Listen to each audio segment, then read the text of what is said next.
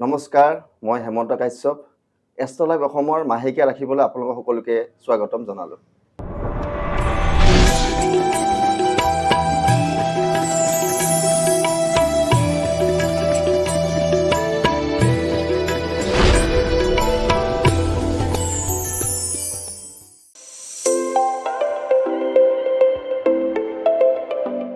এইবাৰ আহিলোঁ মই মকৰ ৰাশিৰ জাতক জাতিকাসকলৰ মাজলৈ।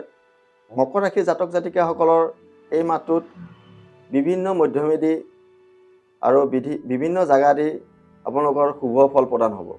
এই মাহত আপোনালোকৰ শিক্ষাৰ্থীসকলৰ কাৰণেও খুব শুভ ফল প্ৰদান হ'ব, উত্তীৰ্ণ হ'ব খুব ভালকৈ, আৰু চাকৰিয়ালসকলৰ কাৰণেও প্ৰমোশ্যন হোৱাৰ যোগাযোগ দেখা পাই আছোঁ, সফল হোৱা দেখা পাই আছোঁ।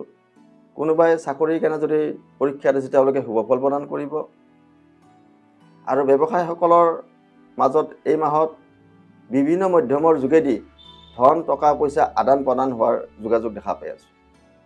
তো মকৰ ৰাশিৰ জাতক জাতিকাসকলৰ এই মাহত ঘৰ দুৱাৰ, গাড়ী মটৰ ক্ৰয় কৰিব পাৰে। তো মকৰ ৰাশিৰ জাতক জাতিকাসকলৰ এই মাহটো খুব শুভ ফল প্ৰদান হ'ব, বিশেষ চিন্তা কৰিবলগীয়া নাই।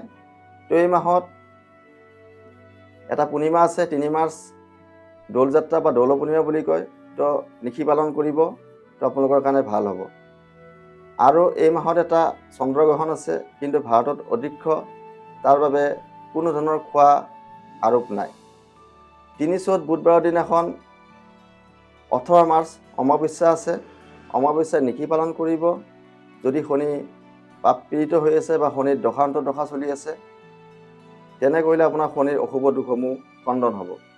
আৰু ২৫ মাৰ্চ বুধবাৰৰ দিনাখন বাসন্তী দেৱীৰ পূজা আছে। ৩ ঘণ্টা ৯:১২ ভিতৰত দেৱীৰ নৱপত্ৰিকাৰ প্ৰৱেশ আছে। দেৱীৰ নাৱত আগমন হ'ব আৰু ঘোঁৰাত গমন হ'ব। শ্ৰী শ্ৰী বাসন্তী দেৱীৰ কালৰাত্ৰি ৰূপত নেমুৰে পূজা অৰ্চনা কৰিব, ধ্যান কৰিব।